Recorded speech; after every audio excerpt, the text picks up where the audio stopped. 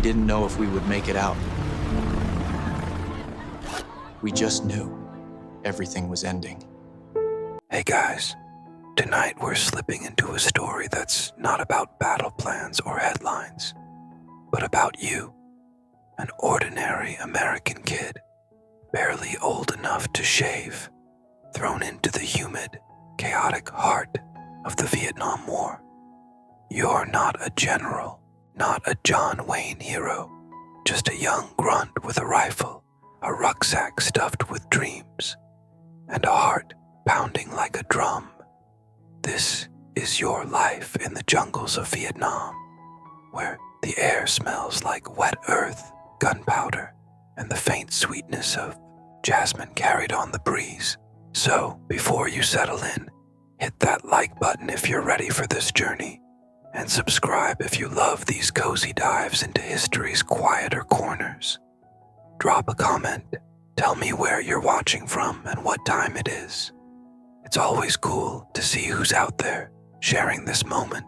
Now, dim the lights, maybe grab a pillow for that perfect snuggle, and let's drift into the sticky, buzzing world of 1967 Vietnam. You're born in the spring of 1946 in a small town in Illinois. Picture endless fields of corn, a soda fountain on Main Street, and a sky so big it feels like it could swallow you whole. Your mom's in a hospital room, the ceiling fan creaking lazily, while your dad, a Korean war vet with grease-stained hands, paces the hallway, flipping a dime between his fingers. The doctor's got a stethoscope and a tired smile.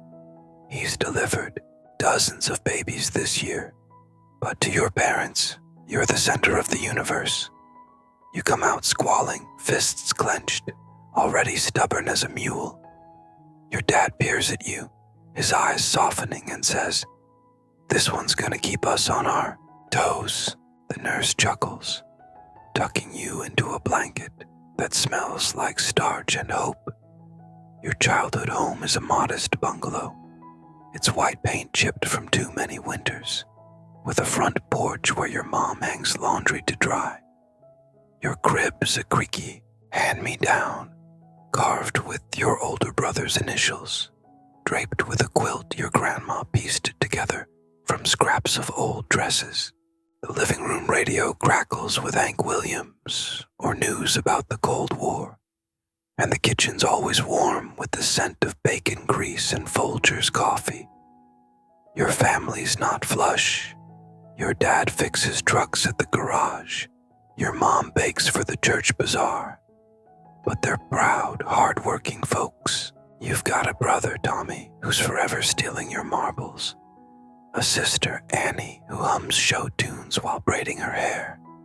And a mutt named Duke, who sleeps on your bed and smells like damp fur. This is your world. Kickball in the alley, catching crawdads in the creek, and the occasional scuffle with the neighbor kid over who gets to bat first. You're a wiry kid, not book smart, but quick on your feet. School's a chore. Fractions are the devil, and you'd rather be out climbing trees or sneaking into the matinee to watch the sands of Iwo Jima. Your playground's the empty lot behind the feed store, where you and your buddies play war with sticks, pretending you're storming Okinawa. You've got a slingshot you're deadly with, a pocket knife your dad doesn't know about, and a knack for finding trouble. Your mom sighs, darning your torn overalls. Your dad just shakes his head and says, "Fix what you break, son." You learn early. Life's a scrap, and you'd better know how to swing. By the time you're 10, you're obsessed with your dad's war stories, though he doesn't tell many. He's got a Foot Locker in the garage with his old dog tags, a faded photo of him in Korea, and a silver star he never mentions.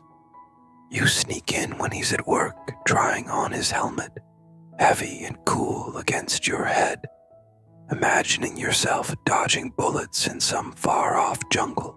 The TV's full of talk about Vietnam, a place nobody in town can find on a map. but it's all over the news. Something about communism and dominoes. You don't get it. You're too busy stealing peaches from Old Man Carter's orchard or racing your bike down the hill, wind whistling in your ears, feeling like you'll live forever. Puberty hits like a grenade. You're 13. Suddenly all elbows and knees, your voice cracking like a radio losing signal. Your face is a constellation of acne, and you smell like you've been wrestling Duke in a mud puddle. Your mom hands you a bar of Lifebuoy soap and says, "Use it, please." Your dad just points to the lawnmower and grunts.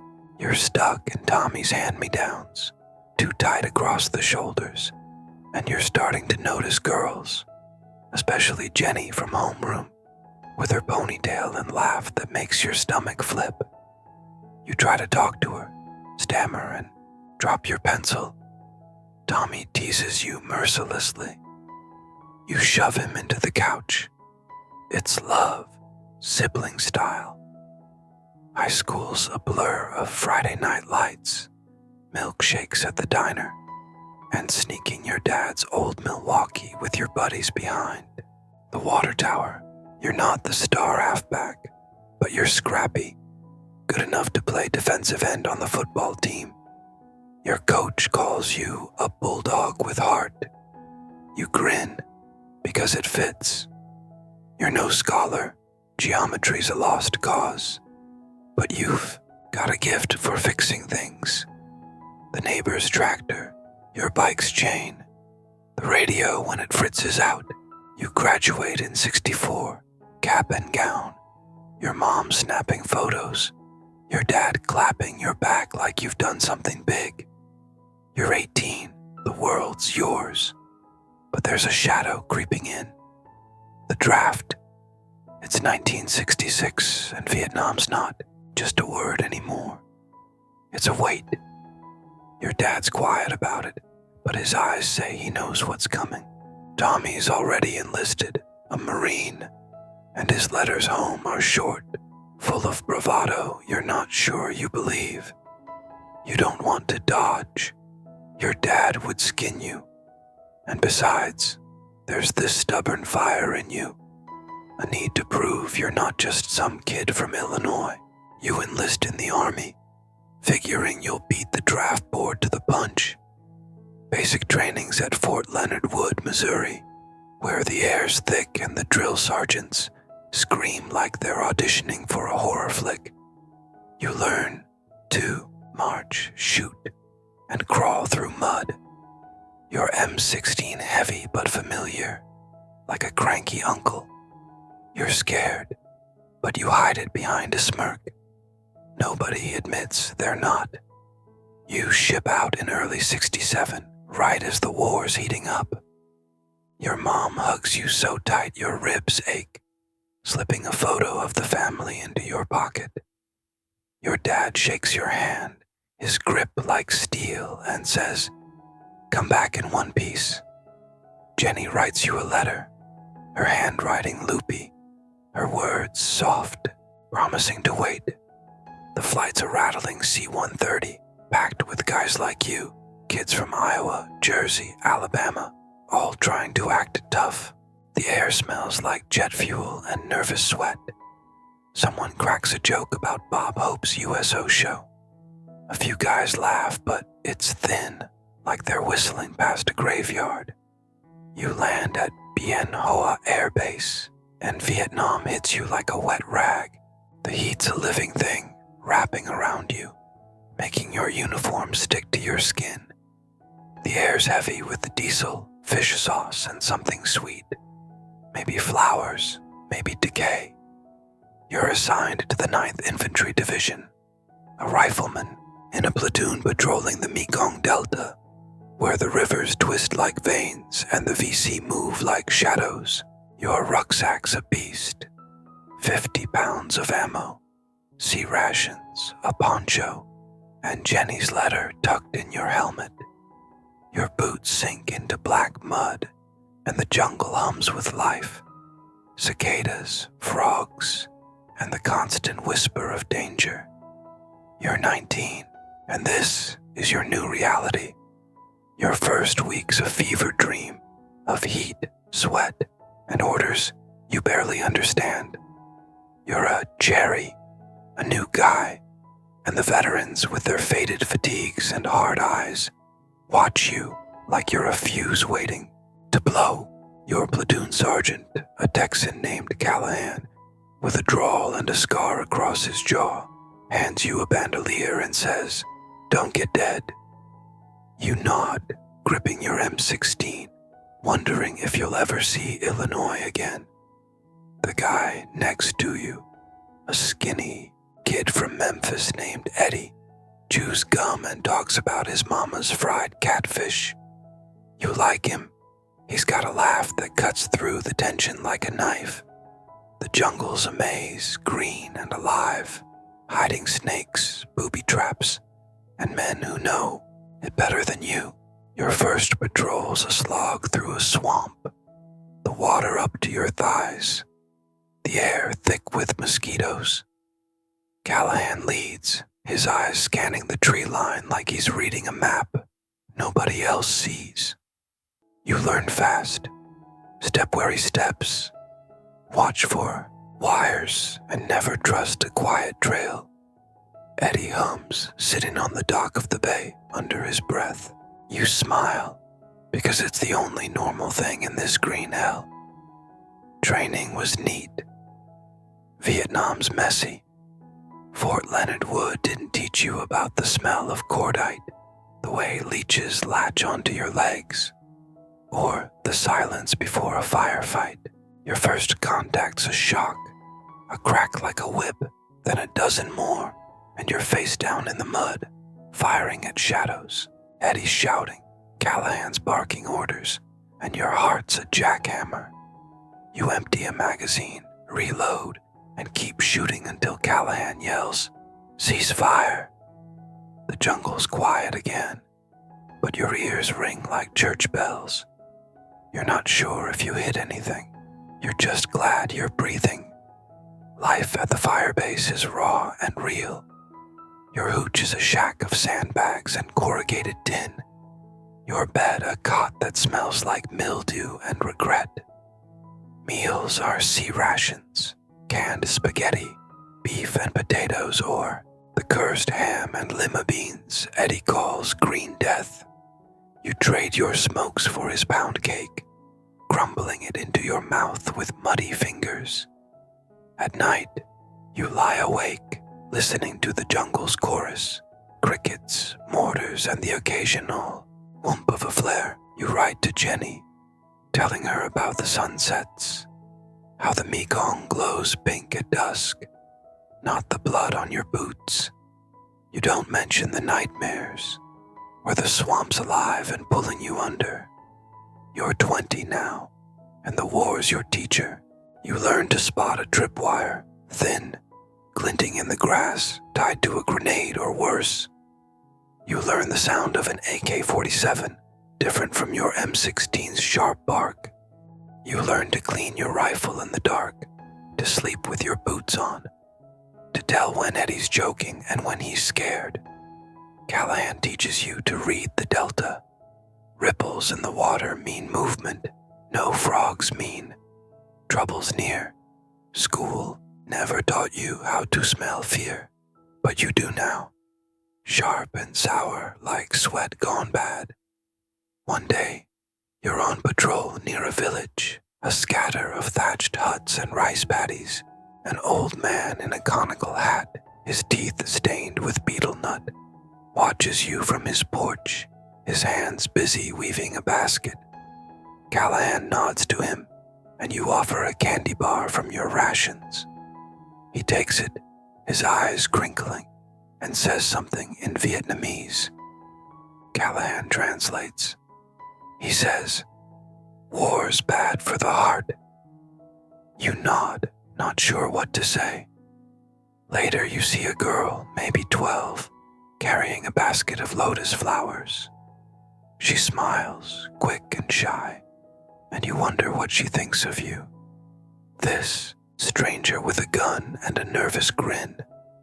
Your first real fights in a mangrove swamp, the water black, the air heavy with flies. The VC hits fast, AKs chattering, RPGs screaming.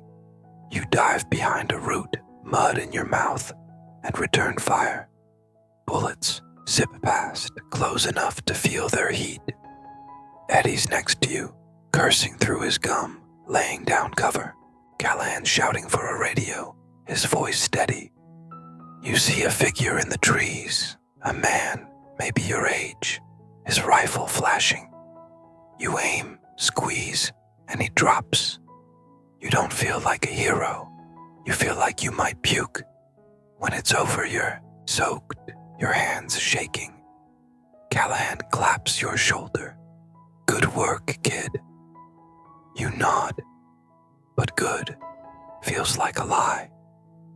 There's no ceremony when you become a soldier. No parade, just Eddie handing you a cigarette you don't smoke, and Callahan not yelling at you for once. The guys call you Hank now for your Illinois roots, and it sticks. You're not a Jerry anymore, but you're not a hero either. You carve your initials into a sandbag. JR, 9th Inf, 67. It's small, but it's proof you're here, proof you're alive. The fire base is your world, a muddy square of barbed wire, mortars, and men who smell like sweat and dreams. You share a hooch with Eddie and a quiet guy from Georgia named Sam, who writes letters to his kid brother back home. You've got a routine, patrols, guard duty, cleaning your rifle until your fingers cramp. The Delta's still out there, waiting, but you're learning its tricks. You can spot a bungee stake, sharpened bamboo hidden in the mud. Before you step on it, you can tell when the air's wrong, like the jungle's holding its breath. You're not fearless, but you're steady, and that's enough. Tet 68 hits like a hammer. The VC are everywhere. Saigon, Cantho, even your patch of swamp. Your platoons sent to clear a village near Mytho, a maze of canals and palm trees. The villagers are gone, their homes empty, but you find a tunnel under a hut, dark and narrow. Callahan tosses a grenade. The ground shakes.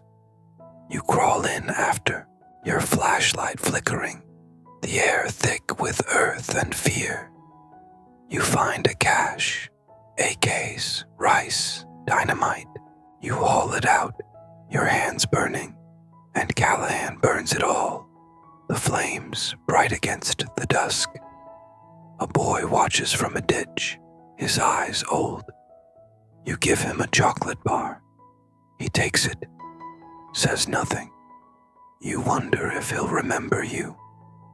Back at base, you're bone-tired, your boots heavy, your flak jacket stiff. Sam hands you a warm Pepsi. You drink it, tasting sugar and dust. The guys sit by a fire, swapping stories. Eddie's catfish dreams. Callahan's bar fights in Dallas. Sam's kid brother's love for Superman comics. You talk about Jenny, how she sent you a photo of her in a sundress. They listen, quiet, because they get it. It's not just talk, it's a lifeline. You're 21 and the war's changed you. Your hands are calloused, your eyes sharp, your dreams jagged. You've seen buddies medevast, villages turn to smoke. A VC kid who could have been Tommy. You write to Jenny about the herons, how they stalk the paddies like ghosts, not the bodies you don't count. You don't tell her about the nightmares, where the tunnels close in, the water rising, trapping you.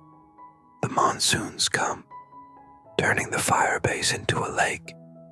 Your boots never dry, your socks are a memory, and the rain's a second enemy.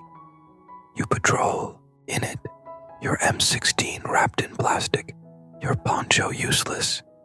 You learn to live wet, to sleep wet, to dream dry. You're tougher now, your shoulders broad, your instincts sharp. You can carry a 70-pound rug, spot a sniper's glint, know when Eddie's hiding fear behind a grin. One patrol deep in the Delta, it all goes wrong. The VC ambush you, machine guns, mortars, the world exploding. Your point, diving into a canal, firing blindly. Eddie's hit, his arm bleeding. You drag him to cover, your hands slick, shouting for a medic. Callahan's on the radio, calling in Hueys. Eddie's pale, his gum gone, his eyes on you. Tell Mama I tried, he whispers. You nod, holding him, but he's gone before the chopper lands. You don't cry, you fight. When it's over, you carve Eddie's name into a tree. E.L. Memphis 67. It's small, but it's forever. The war grinds on. You're a short timer, counting days like prayers. You're a veteran, not in rank, but in ghosts.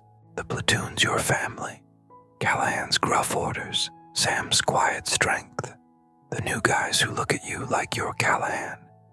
You carry Eddie too, heavy as your rifle. Hank is who you are, a name that holds respect. You board the Freedom Bird in 68, your duffel light, your heart heavy. Callahan shakes your hand, says, "Live well, Hank." Sam gives you a letter for his brother. The plane's quiet, no songs, just the drone of engines and memories. When you see California, your throat tightens. You're going home. Illinois is strange, too clean, too quiet. Jenny's there, her hug warm, her eyes searching. Your mom cries. Your dad says, proud. You fix the truck, mow the lawn, but the Delta's in you. A door slams. You flinch. Eddie's laugh echoes. Jenny listens when you talk about him, not the war. You're not a hero, just a guy who carried a rifle and a memory. At night, with Duke at your feet, you know you lived. Here we are, picking up right where we left off. You're 19, boots sinking into the red mud of Bien Hoa Air Base. The humid air of Vietnam clinging to your skin like a second uniform.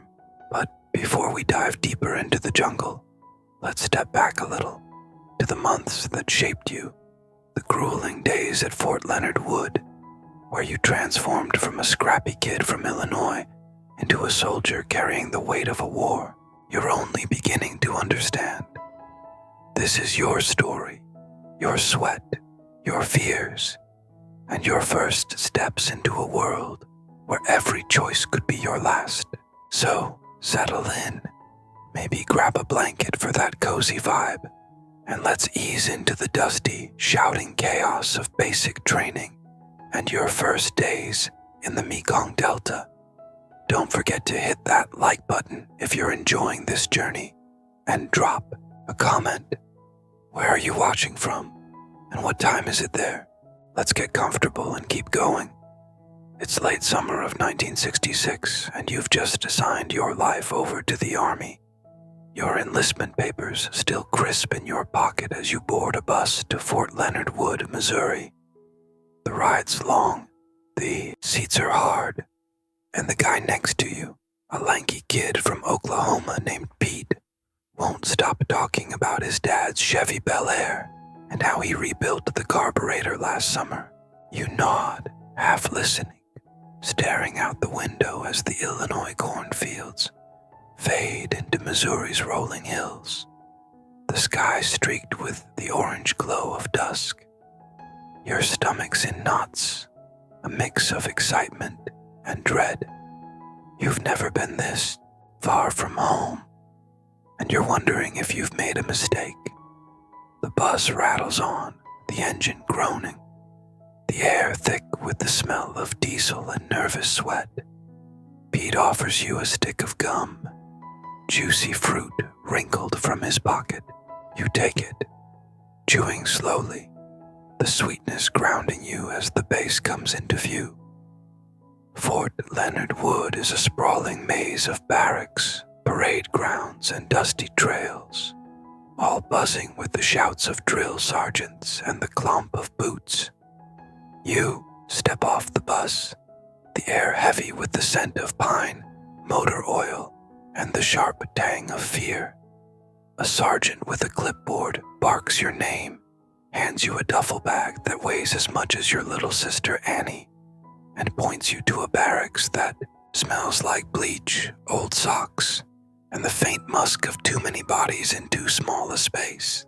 Your boots are new, stiff, and a half size too big, rubbing blisters into your heels before you even make it to your bunk.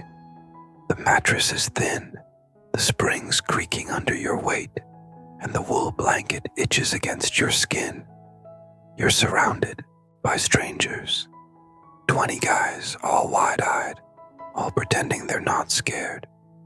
Welcome to the Army, kid. Basic training hits you like a freight train. Your drill sergeant, a barrel-chested man named Sergeant Boone, has a voice like a buzzsaw and eyes that could melt steel. You ain't in Kansas anymore, ladies, he bellows on the first morning, even though you're from Illinois and nobody's laughing. He's a walking storm, his face weathered from years in the sun, his uniform starched so sharp it could cut glass. You learn fast. Boone doesn't mess around.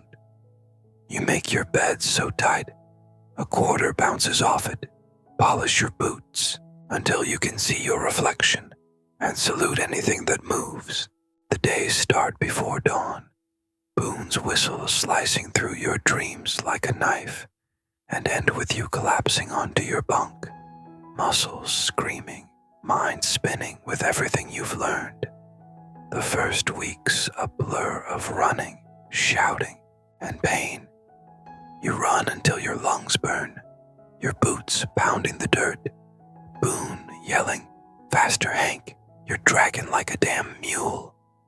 He's already nicknamed you Hank for your Midwestern drawl, and it sticks.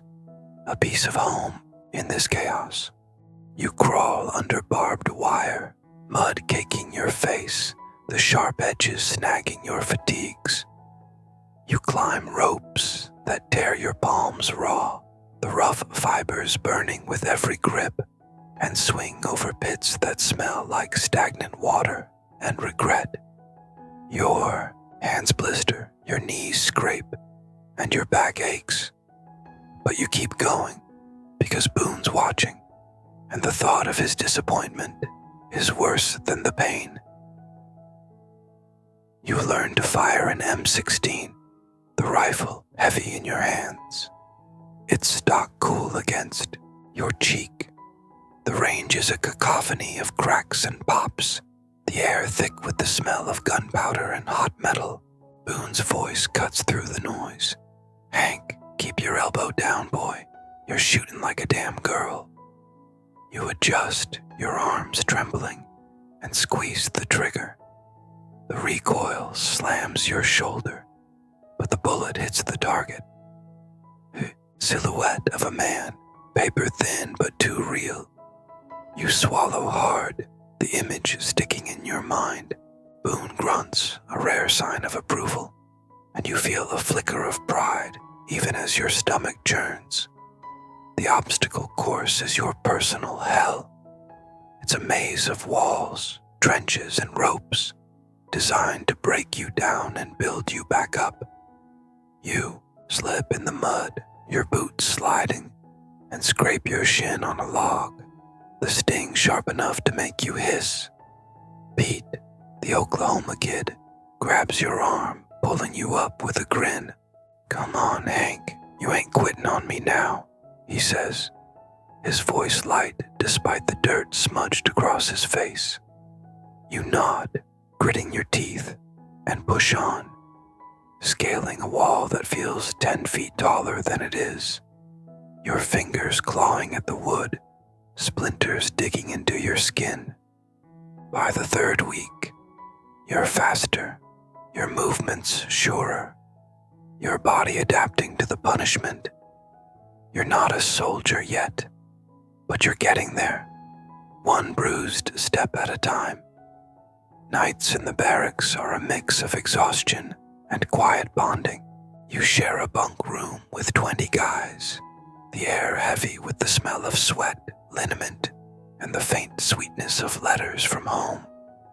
Pete's your bunkmate, always talking about his girlfriend in Tulsa, a girl named Mary who sends him letters that smell like lavender. There's Eddie, a wiry kid from Memphis with a quick laugh, who sings Otis Redding under his breath and trades his chocolate pudding for your carrots.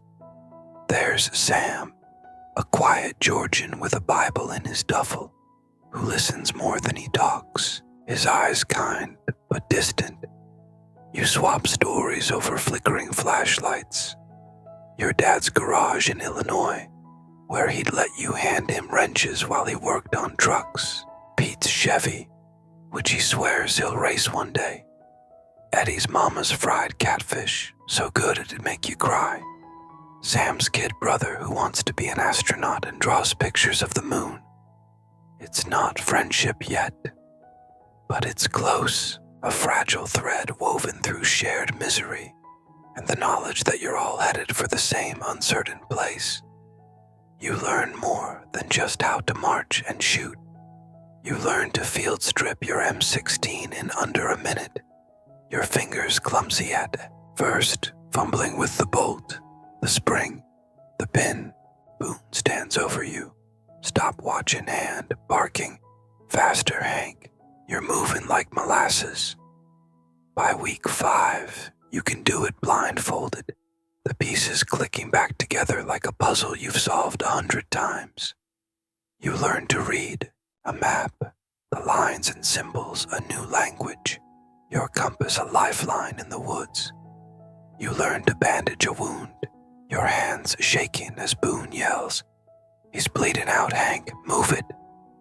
You wrap gauze around a dummy's arm, the fabric sticky with fake blood, and try not to think about what real blood might feel like.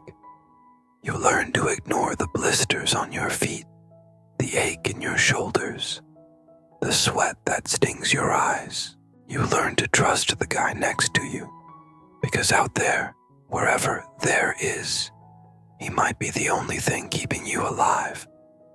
Boone's lessons are harsh but clear. Stay sharp, stay alive, don't be a damn hero, he says one evening, his voice low, his eyes on the horizon. You listen, because his scars, a jagged line across his forearm, a burn on his neck, tell you he's been where you're going. He teaches you to move as a team, to cover your buddy, to listen for the snap of a twig or the rustle of leaves. He teaches you to sleep light, to wake fast, to keep your rifle close. You're not sure if you're ready, but you're learning, and that's all Boone asks. "You'll do," he says on the last day, his hand heavy on your shoulder, and you feel a swell of pride even as fear gnaws at your gut. Graduation day is a small victory. You stand in a crisp uniform, the sun hot on your neck, your family in the stands. Your mom's crying, her handkerchief pressed to her face. Your dad's nodding, his eyes wet but steady. Jenny's there, her sundress yellow as a daffodil, her smile brighter than the Missouri sky. You're proud, your chest puffed out, your boots polished to a mirror shine. Pete slaps your back, says, "We're gonna be legends, Hank." You laugh, but it's thin, because you know what's coming. You ship out a week later, your duffel packed with clean socks, a toothbrush, and Jenny's letter. Her handwriting loopy, her words a promise to wait. Boone's voice echoes in your head as the bus pulls away. Don't be stupid. Vietnam hits you like a slap. You land at Bien Hoa Air Base in early '67. The heat, a living thing, wrapping around you, soaking your fatigues in seconds. The air smells like jet fuel, fish sauce, and something sweet. Maybe flowers, maybe decay. The base is chaos. Jeeps roaring, choppers thumping, men shouting in English and Vietnamese, the words blending into a cacophony you can't untangle. You're assigned to the 9th Infantry Division, a rifle platoon in the Mekong Delta, where the rivers are roads and the enemy moves like shadows. Your platoon sergeant, Callahan, is a tall Texan with a scar from ear to jaw and a drawl that cuts through the noise. "Welcome to the suck, Hank," he says, tossing you a bandolier of ammo. You catch it, your heart racing, and follow him to a jeep that smells like rust and motor oil, its engine coughing as it lurches toward the firebase. The firebase is your new home, a muddy square carved out of the jungle, surrounded by sandbags, barbed wire, and gun emplacements that look like they've seen better days. Your hooch is a lean-to of corrugated tin and ponchos, the roof leaking in the corners, the air inside thick with the smell of mildew and sweat. Your cot sags in the middle, the mattress thin, the blanket scratchy against your skin. The firebase hums with activity, men cleaning weapons, filling sandbags, smoking cigarettes rolled with paper that's already yellowed. The air smells like diesel, wet earth, and the sharp tang of gunpowder, a constant reminder of where you are. You meet the platoon, their faces a blur of nicknames and hard eyes. Eddie, the Memphis kid from Basic, now chewing gum and grinning like he's on a picnic. Sam, the quiet Georgian, his Bible tucked in his rug, his hands steady. Doc, the medic with a Boston accent. Shorty, a wiry kid from Ohio. And Riley, a Chicagoan who doesn't talk much but watches everything. They call you Hank, and it feels right, a tether to the kid you were. Your first night at the firebase is restless. You lie on your cot, the springs creaking, the air heavy with the drone of mosquitoes and the distant thump of mortars. The jungle's alive outside, a chorus of frogs, cicadas, and things you can't name, their calls weaving into a song that's both beautiful and terrifying. You clutch your M16, the metal cool against your hands, and try to sleep, but every sound makes you jump. The rustle of a poncho, the clink of a canteen, the low murmur of the guys on guard duty. Eddie's cot is next to yours, his snores a soft rhythm, his gum wrapper glinting in the moonlight. Sam's awake, his flashlight casting a soft glow as he reads a letter from home, his lips moving silently. You wonder what he's praying for, if he's as scared as you are. Morning comes with a shout from Callahan, his voice cutting through the haze of dawn. "Up and at 'em, boys, we ain't on vacation." You roll out of bed, your boots still damp from the flight, your uniform stiff with sweat. Breakfast is sea rations, a can of spaghetti that tastes like metal and regret, the sauce cold and congealed. You trade your cigarettes for Eddie's pound cake, crumbling it into your mouth with fingers already stained with dirt. The cake's dry, but it's sweet, a small comfort in a place that offers none.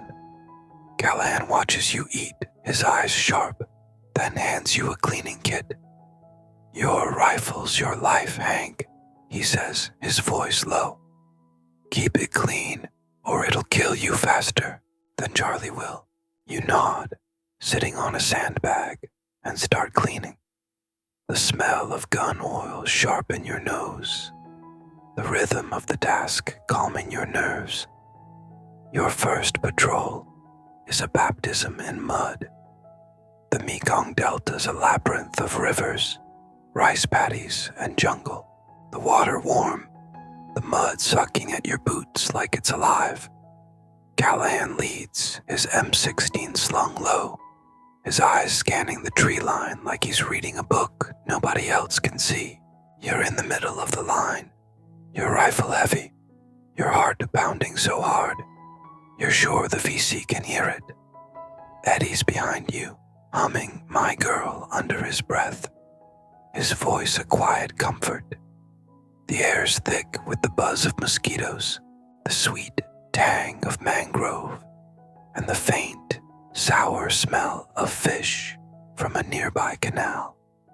You step where Callahan steps, your boots sinking into the black mud, your eyes darting to every shadow, every rustle. The jungle's alive, watching, waiting, and you feel small, exposed, like a rabbit in a hawk's shadow. Callahan teaches you as you go, his voice low, his lessons sharp. See that wire, Hank, he says, pointing to a glint in the grass, thin as a spider's thread. Tripwire. Step on that, and you're a memory.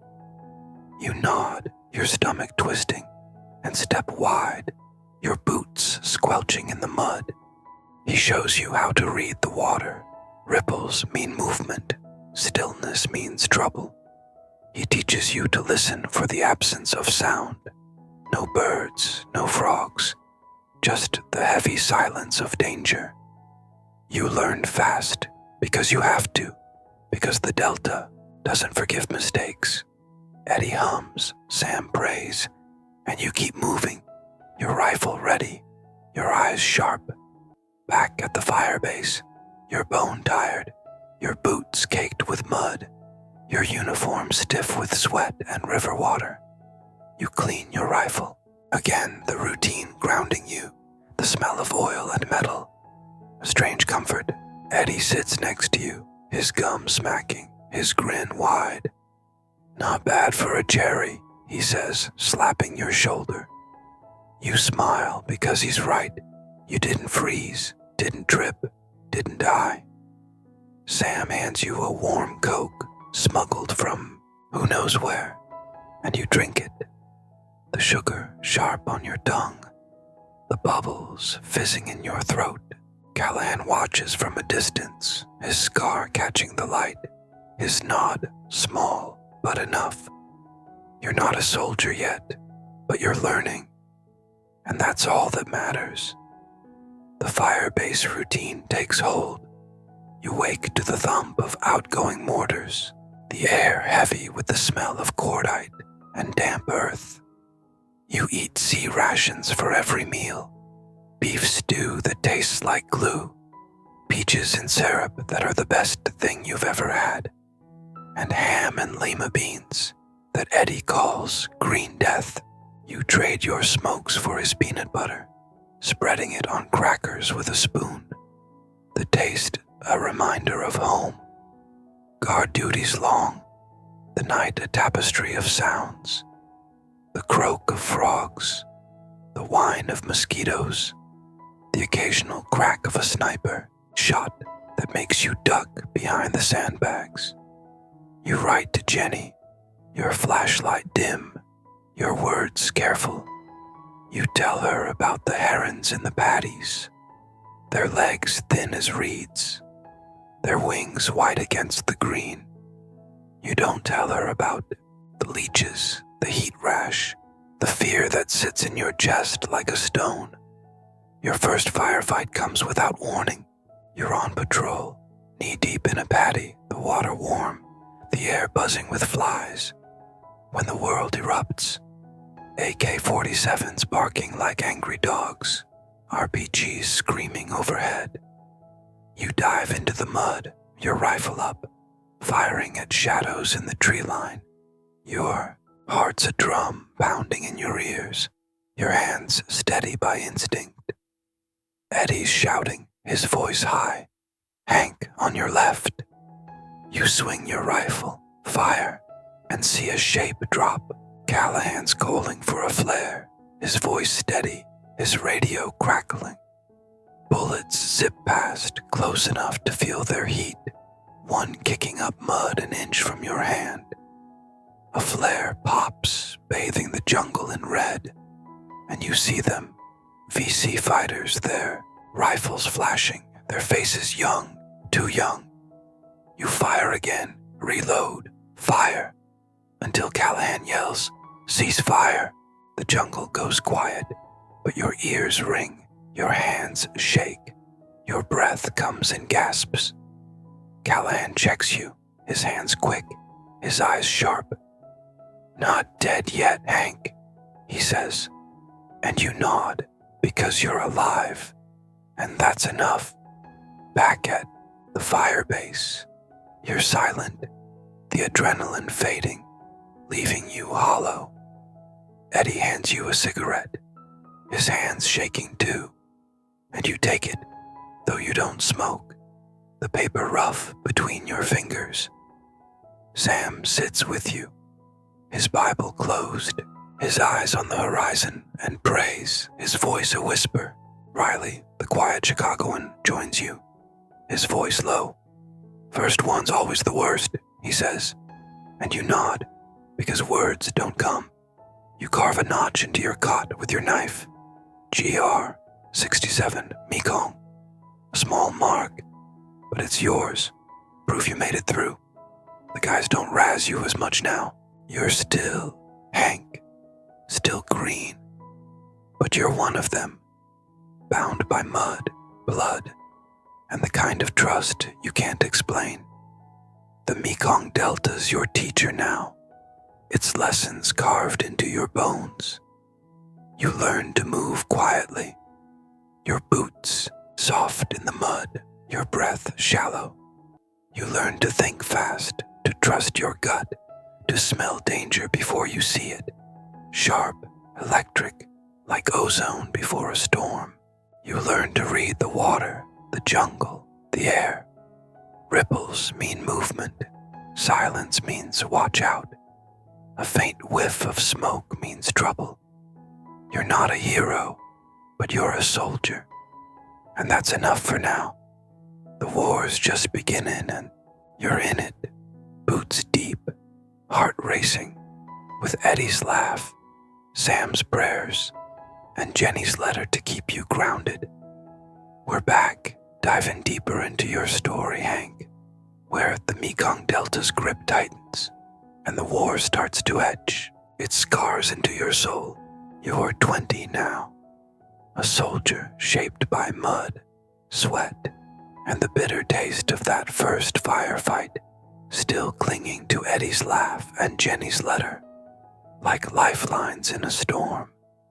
This is where the war gets real, where the jungle tests you to your breaking point, where you lose pieces of yourself, and where you grow into someone new, someone harder, someone who knows the cost of survival.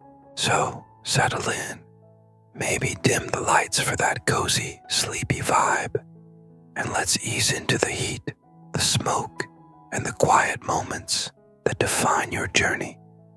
Hit that like button if you're still with me, and drop a comment. Where are you tonight, and what's the time there? Let's keep this journey going, nice and slow, as we step into the heart of the Vietnam War. The weeks after your first firefight settle into a tense rhythm, a dance of patrols and waiting that keeps your nerves on edge.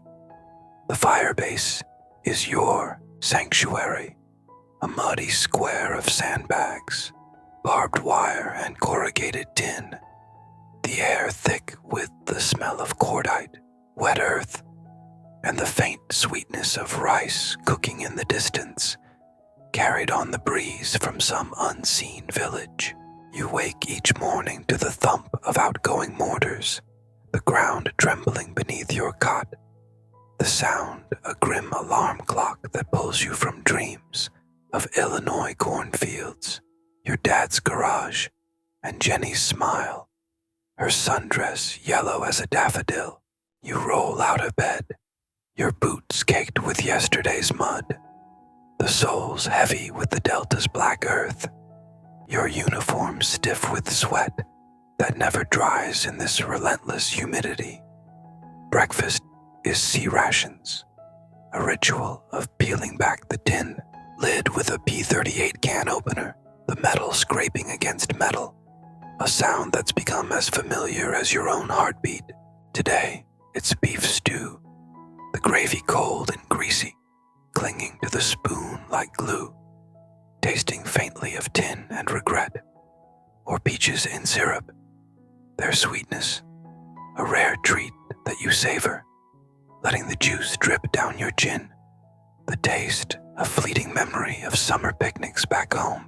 You trade your cigarettes, Lucky Strikes crumpled from your rug, for Eddie's peanut butter, spreading it on stale crackers with a spoon, the taste a faint echo of your mom's kitchen, the radio playing Hank Williams while she baked bread, the air warm with flour and love.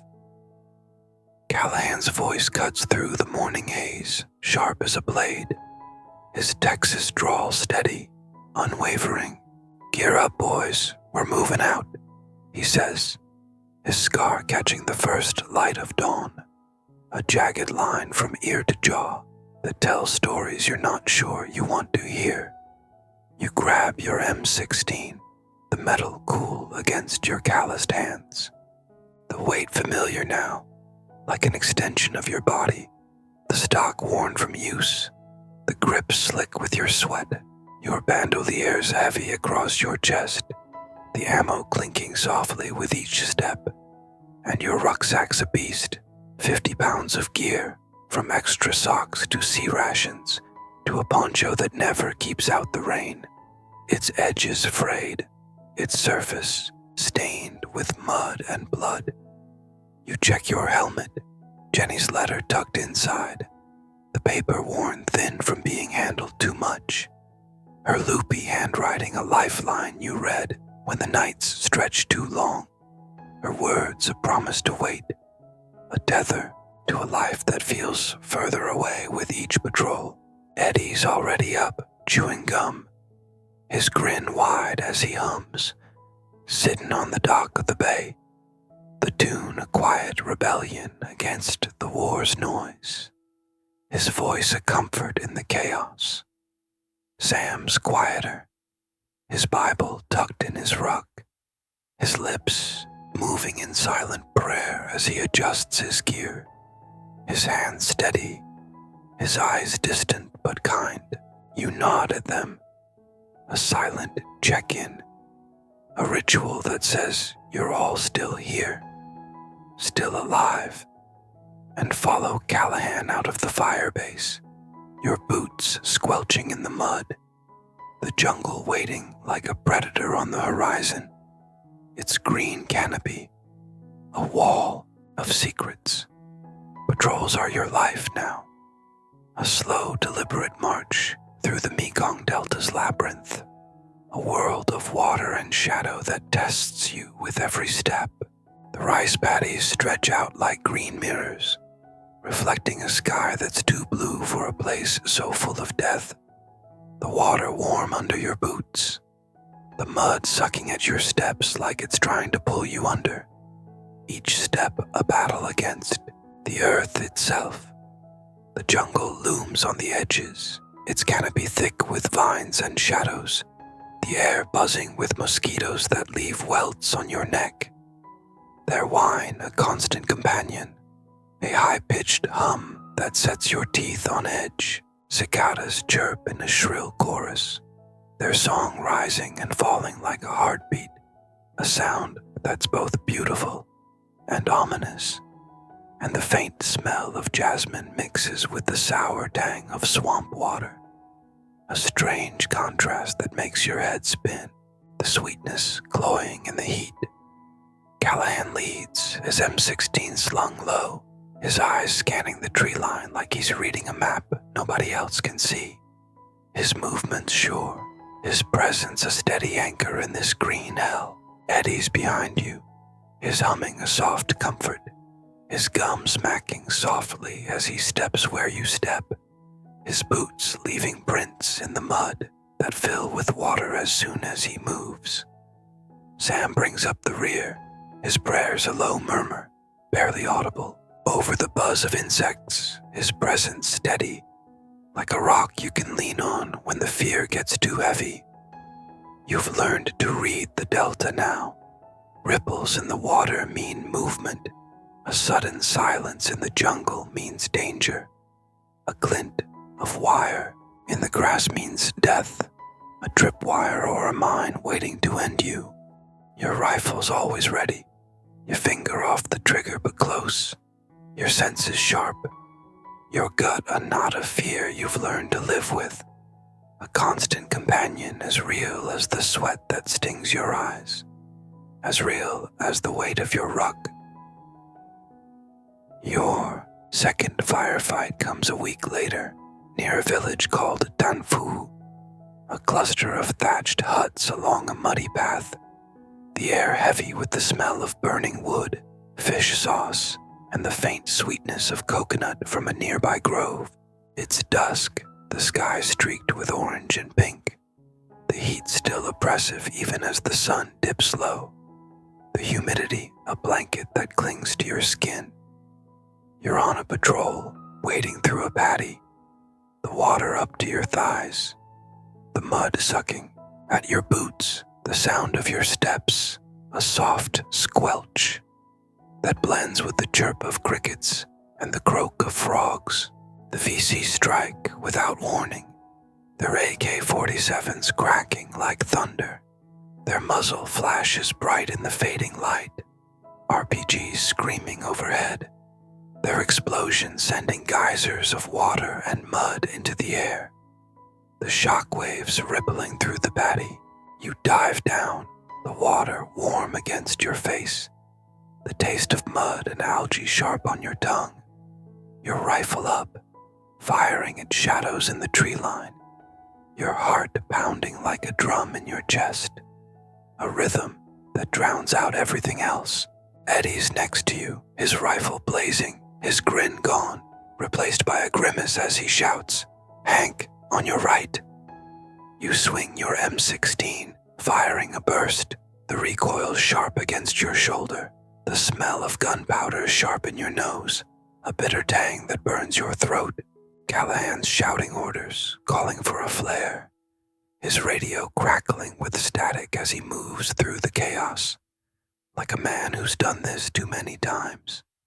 His voice steady, his scar stark in the dim light. Bullets zip past, one grazing your helmet, the clang, ringing in your ears, the vibration a shock that makes your teeth ache, your vision blurring for a moment. You see a VC fighter, young, his eyes wide, his rifle shaking as he fires from behind a palm tree, his black pajamas blending into the shadows. You aim, your breath steady despite the chaos, and squeeze the trigger, the crack of your M16, a sharp counterpoint to the AKs. He falls, his body limp in the paddy, his blood mixing with the water, a dark stain that spreads like ink, a sight that burns into your memory, heavy as lead. You don't look back, your hands trembling, your breath ragged, the weight of it settling in your chest like a stone, a guilt you can't name, a fear you can't shake. When the flare pops, bathing the scene in an eerie red glow, the fight's over, the jungle quiet, but for the drip of water from the trees and the sound of your own heartbeat loud in your ears, a frantic thump-thump that won't slow down. You're soaked, your uniform heavy with mud and water, your hands shaking as you reload, the magazine clicking into place with a sound that's too loud in the silence, the metal cold against your fingers. Eddie slaps your back, his hands trembling, too, his voice hoarse as he forces a grin. "You're getting good, Hank," he says, but his eyes are haunted, the same look you feel on your own face, a mirror of fear and guilt and the raw edge of survival.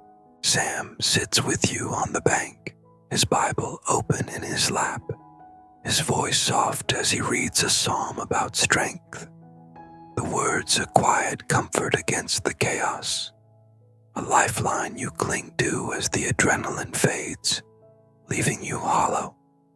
Callahan checks your gear, his hands quick, his eyes hard but kind, the scar on his jaw stark in the flare's light, a reminder of the years he survived this war.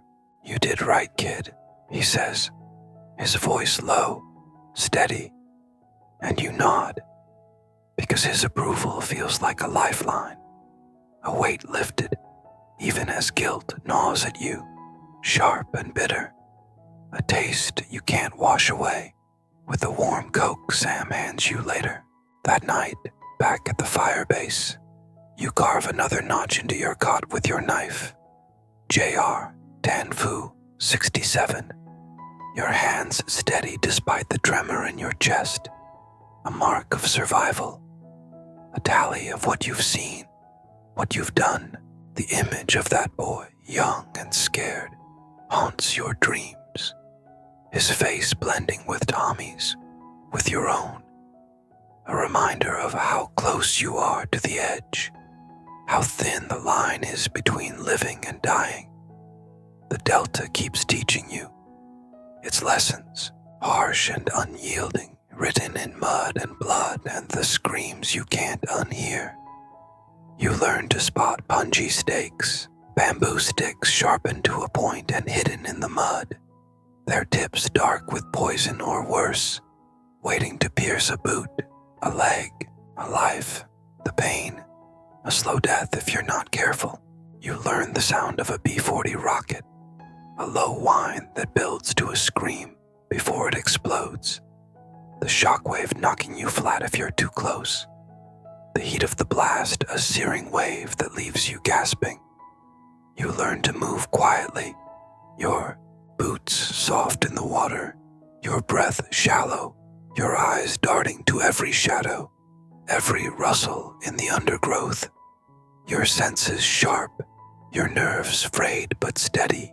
One afternoon, you're near a canal, the water sluggish and brown, the air thick with the smell of lotus and mud, when you see a fisherman, an old man in a conical hat, his hands gnarled like tree roots as he casts his net into the current, the motion smooth, practiced, a rhythm older than the war. He looks at you, his eyes dark, his teeth stained red with betel nut, a habit you've seen in the villages, the red juice staining his lips like blood. He offers you a fish, its scales glinting in the sun like a piece of silver, its eyes glassy, its body still twitching faintly. You take it nodding, your Vietnamese clumsy but sincere. "Cam on," you say, the words heavy on your tongue, the sound foreign but earnest. Callahan translates his reply, his voice low, steady. He says, "War's bad for the river. It kills the fish, poisons the water, drives the spirits away." You nod again, not sure what to say, your throat tight with a mix of gratitude and guilt. And that night, you cook the fish over a small fire at the fire base, its flesh tender, its taste a mix of salt and smoke, a quiet connection to this land you're fighting on, a moment of peace in a world of chaos. You wonder if he's VC, if he's just a man trying to survive, like you, caught in a war bigger than either of you. A war that's poisoned the rivers, the land, the people. Just as he said, the monsoons arrive, turning the fire base into a swamp. The rain, a constant drumbeat on the tin roof of your hooch. A relentless rhythm that seeps into your dreams. The ground, a sea of black mud that sucks at your boots. Your socks, a memory of damp rot. The smell of mildew, a constant in the air. Patrols don't stop. The rain, just another enemy, soaking your uniform. Your poncho useless against the deluge. The water running down your back, cold and unyielding. The weight of it, a burden you can't escape. You learn to live wet, to sleep wet. You're caught damp. The springs creaking under your weight. Your dreams filled with water that rises, pulling you under. The jungle closing in. Its vines like hands that grip you, hold you, trap you. One patrol takes you to a village market, a cluster of stalls under palm fronds. The air thick with the smell of fish sauce, lemongrass, and roasting pork. The sounds of chatter and laughter. A strange contrast to the war's noise. A reminder of life beyond the mud and blood. A woman, her face lined with years, her hands quick and sure, sells you a woven bracelet, tying it around your wrist with a shy smile. Her fingers deft, her touch gentle. She says something in Vietnamese, her voice soft, melodic, and Callahan translates, "For luck, so you go home." You thank her, the fibers rough against your skin, the bracelet a small charm against the darkness, a reminder of a kindness you didn't expect, a connection to this place, these people who live the war every day. Their lives a fragile thread, woven through the chaos. You wear it, the colors, red and green, faded but bright against your tan skin. A talisman you touch when the fear gets too heavy. A promise you hope to keep. Another day, you're on a patrol near a rice paddy. The water warm, the air thick, with the buzz of dragonflies, their wings glinting in the sun. When you help a farmer fix his water buffalo's harness, the leather tough under your hands. The animal's breath hot against your arm, its dark eyes watching you with a quiet patience. He's a wiry man, his conical hat shading his eyes, his hands calloused from years of work, his movements slow but sure. He doesn't speak English, but he nods, his gratitude clear as he hands you a mango, its skin warm from the sun, its juice sweet and sticky as it drips down your chin. The taste, a burst of brightness in a world of mud and smoke. You eat it slowly, the sweetness a reminder of home, of summer days in Illinois, of Jenny's laugh as you shared fruit by the river, the sun warm on your skin. You wonder what he thinks of you, this stranger with a rifle, a kid from Illinois who's as lost as he is, fighting a war he doesn't fully understand. A war that's torn his fields, his family, his life. These moments, small and human, weave into the war's tapestry, a thread of light in the darkness, a reminder that there's more here than death, more than the jungle's grip, a humanity that persists despite the chaos. One afternoon, you're in a village during a festival, the air alive with the sound of drums and laughter, the smell of incense and grilled fish filling your nose, a heady mix that makes your stomach rumble, the warmth of the day, a contrast to the coolness of the river. Nearby, children run through the muddy streets, their voices high, their kites bright against the sky, red and yellow shapes that dance in the wind. Their laughter, a sound you haven't heard in months, a sound that makes your throat tight, a reminder of your little sister Annie, her giggles as she chased fireflies in the backyard. An old woman, her hair white, her back bent, offers you a rice cake wrapped in a banana leaf. Its texture sticky, its taste a mix of coconut and salt. A small kindness that makes your eyes burn. The flavors a burst of memory, a taste of a world beyond the war. You eat it slowly, the leaf crinkling in your hands, the taste grounding you, a reminder of life, of celebration, of a people who refuse to let the war steal everything. You thank her, your Vietnamese better now. The words coming, easier. Come on, you say. And she nods, her eyes crinkling, her hands folded in a gesture of peace, a small smile on her lips.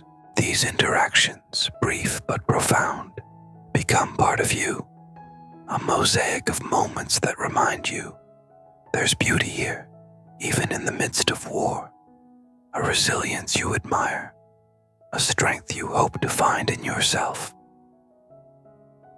Toward 1968 hits like a tidal wave, shattering the fragile rhythm you've built, a storm that sweeps through the country, leaving chaos in its wake.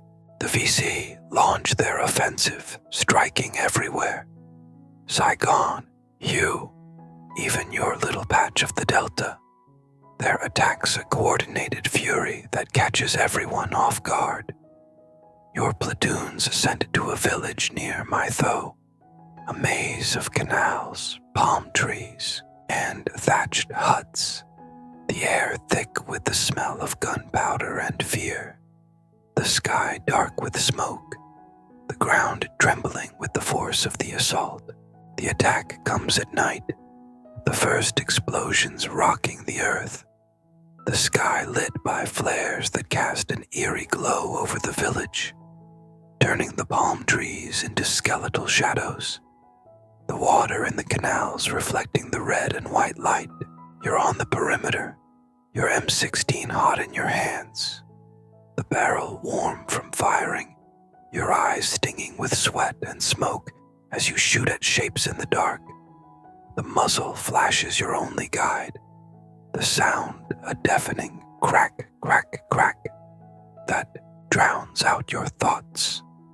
The VC are everywhere, their AKs chattering like angry hornets, their RPGs screaming, the blasts sending shards of wood and earth into the air, the shockwaves rippling through the ground, knocking you off balance.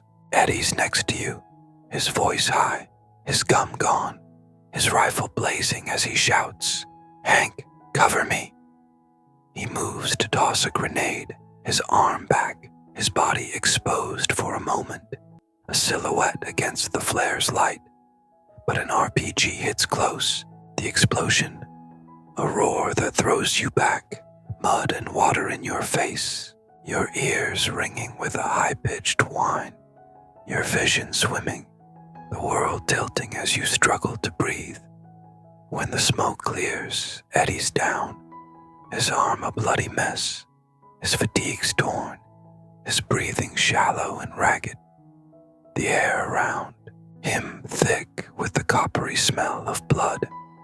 You crawl to him, the mud cold against your knees, your hands slick with his blood as you press them to his wound, shouting for Doc over the chaos, your voice raw, desperate.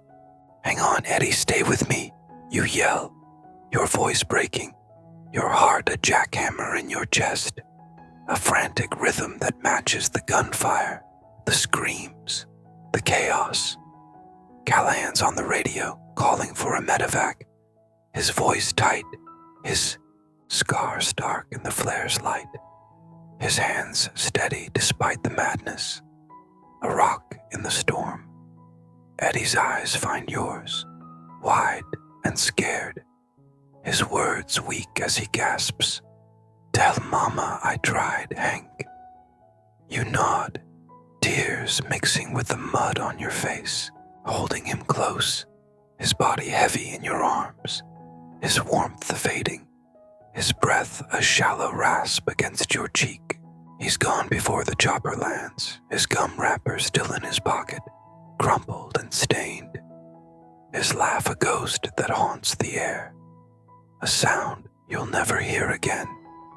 Doc kneels beside you, his hands gentle as he closes Eddie's eyes, his Boston accent soft as he says, "I'm sorry, Hank."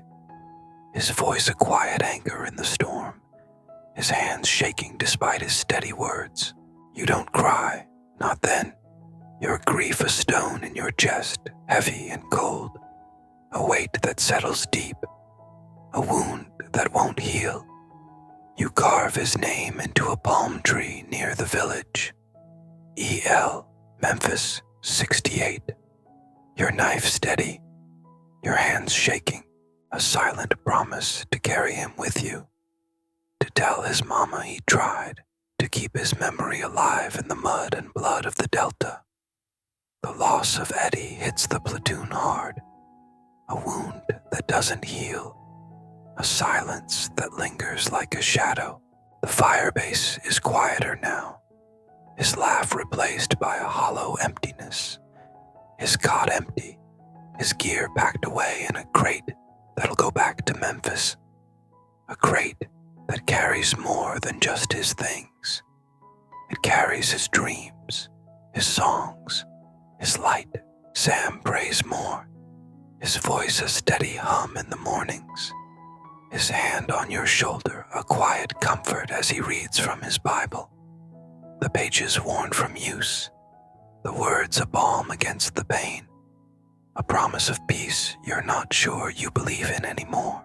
Callahan's gruffer, his orders sharper, but he watches you, his nod a small sign of trust, a recognition of the weight you carry, the scars you bear, the soldier you've become. The guys look at you differently now. You're not the same Jerry who landed at Bien Hoa, wide-eyed and green, your hands soft, your heart untested. You're Hank, a name that carries weight, a soldier who's seen death up close and kept going. Your hands steady, your eyes harder, your heart a little heavier, a little colder, a little more guarded. You write to Jenny that night, your flashlight dim, your words careful, your handwriting shaky, the pen trembling in your fingers. You tell her about the lotus flowers you saw in the paddies, their pink petals floating on the water, like tiny dreams, their scent faint but sweet, a beauty that feels out of place in this war. You don't tell her about Eddie, about the blood on your hands, about the way your hands shake when you clean your rifle, the oil staining your fingers, the routine, a way to keep the grief at bay, a way to keep moving when all you want to do is stop. The war grinds on, relentless, unyielding, and you grow harder with it, your edges sharpening like a blade, your heart a fortress you build brick by brick. You lead patrols now, your steps sure, your voice steady as you call out orders. The guys following your lead without question, their trust a weight you carry with pride, with fear. You learn to call in artillery, the radio heavy in your hands, the static a constant hum as you relay coordinates, the boom of shells in the distance, a sound you've come to know too well, the ground trembling with each strike, the air thick with the smell of cordite and earth. You learn to read the jungle like a book, the way the birds go quiet, the way the air smells before an ambush, sharp and electric, like ozone before a storm, a warning you've learned to heed, a lesson written in blood. You learn to sleep through the monsoons, the rain drumming on your poncho, the drops cold against your skin, your dreams a tangle of water and fire, the jungle closing in, the faces of the dead whispering your name, their voices a chorus you can't escape, a nightmare you can't wake from. One patrol takes you to a village near a river, the water sluggish, the air thick with the smell of lotus and mud, the surface of the water dotted with green pads, their edges curling in the heat. You see a girl, maybe 16, her hair tied with a red ribbon, her basket full of lotus flowers, their petals pink and delicate, their scent faint but sweet, a whisper of beauty in a world of chaos. She offers you one, her eyes shy, her voice soft as she speaks, her Vietnamese quick and lilting, a melody you don't understand but feel in your bones.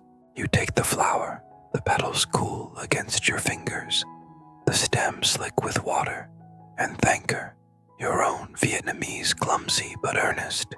Cam on, you say, the words heavy on your tongue, the sound rough but sincere.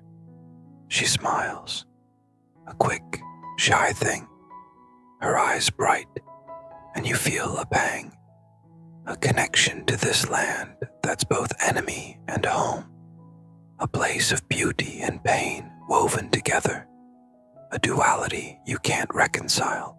You press the flower into your journal, next to Jenny's letter, the paper crinkling under your fingers, the flower's scent faint but lingering, a keepsake of a war that's changing you, breaking you, building you back up into someone new, someone you don't always recognize. You wonder what she thinks of you, this American with a rifle, his eyes tired, his hands scarred, a stranger in her world, a soldier in a war that's torn her village apart, a war she lives every day. Your biggest fight comes near Khe Sanh, a brutal clash that stretches over days, a test of everything you've learned, everything you are, a crucible that burns away the last of the boy you were. The VC hit hard, their machine guns rattling like a storm, their mortars raining down, the air thick with the smoke, the ground trembling with each explosion, the sound a deafening roar that shakes your bones, the heat of the blasts a searing wave that leaves you gasping. You're in a foxhole, your M16 blazing, the barrel hot, your hands blistered from the recoil, your throat raw from shouting orders to the new guys, their faces pale, their eyes wide with fear, their hands shaking as they fire, their voices high with panic. Sam's next to you, his Bible forgotten, his rifle steady as he fires, his voice calm as he calls out targets, his Georgia accent a quiet anchor in the chaos, a reminder of the man he is, the friend he's become. An explosion rocks the ground, a mortar too close, and Sam's hit, a shard of shrapnel tearing through his leg, his blood mixing with the mud, bright against the black earth, the smell of blood sharp in the air, a coppery tang that makes your stomach turn. You drag him to cover, your muscles burning, your breath a rasp in your throat, your hands slick with his blood as you press them to his wound, shouting for Doc over the chaos, your voice raw, desperate, a plea to the universe to let him live.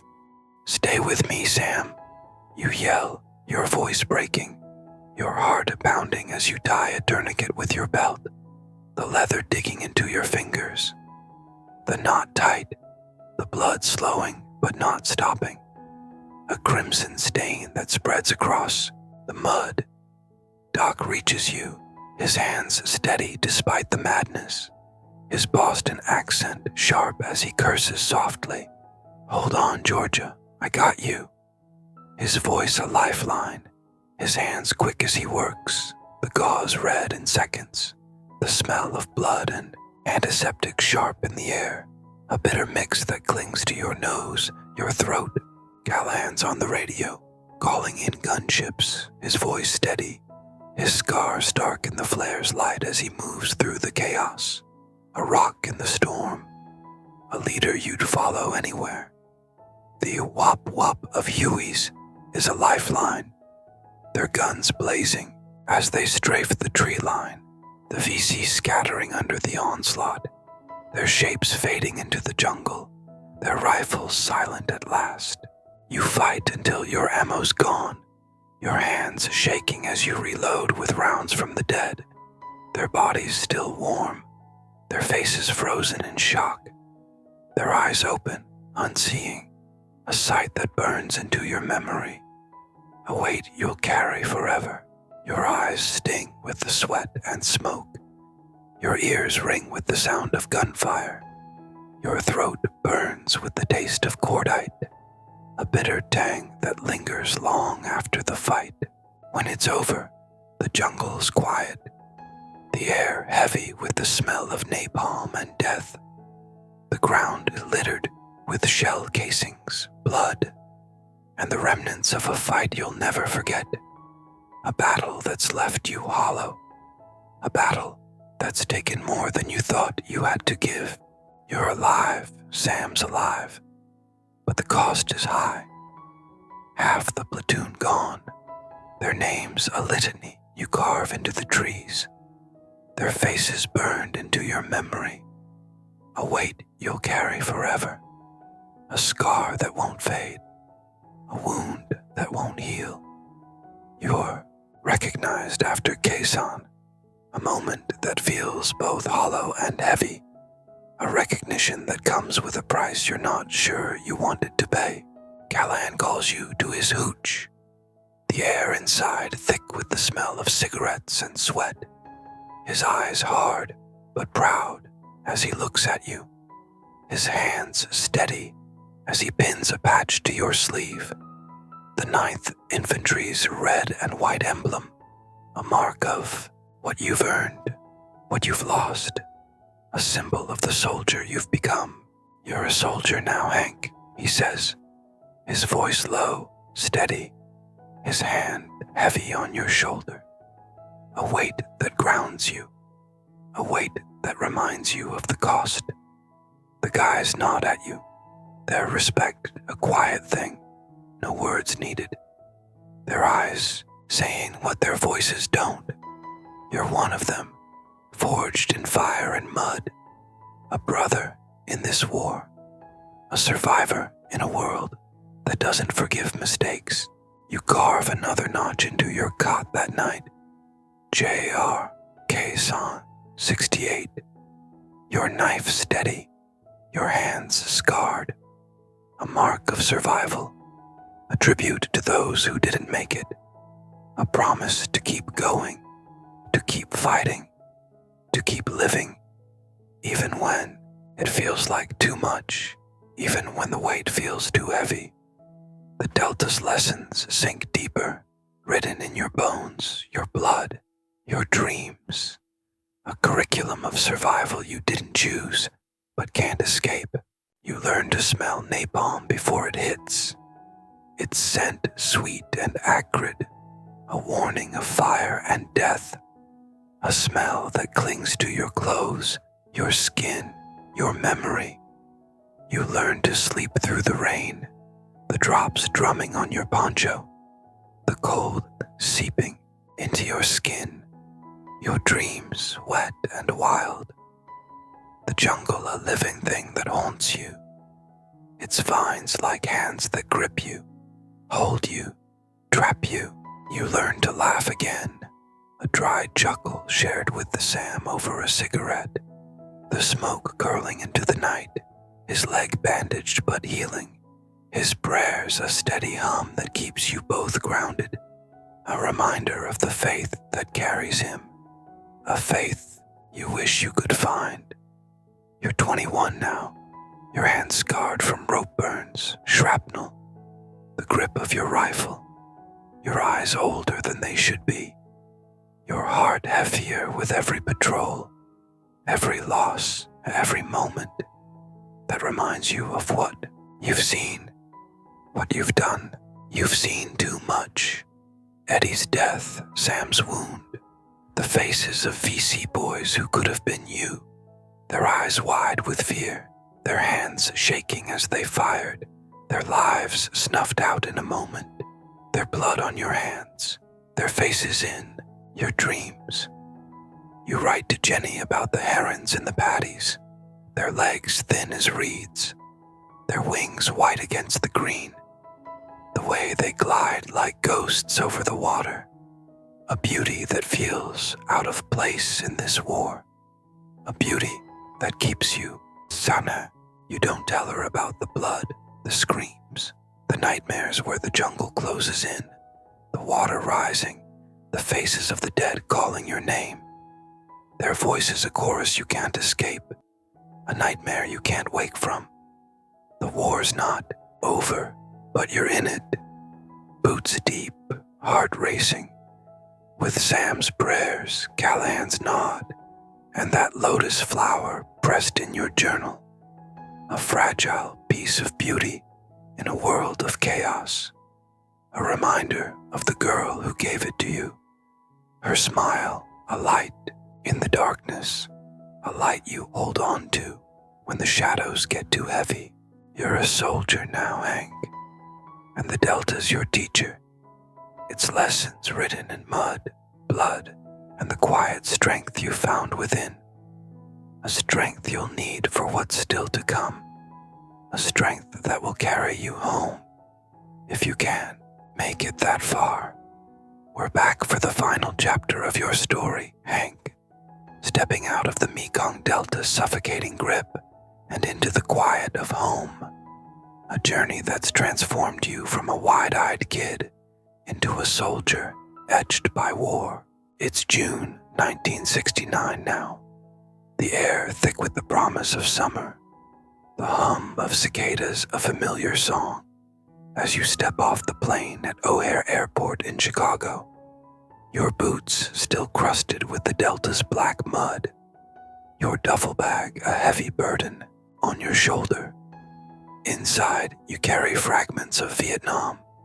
Eddie's crumpled gum wrapper, Sam's handwritten Bible verse on a torn page, the dried lotus flower pressed between the pages of your journal, its pink petals faded but fragrant, a bittersweet reminder of a girl's shy smile by the riverbank.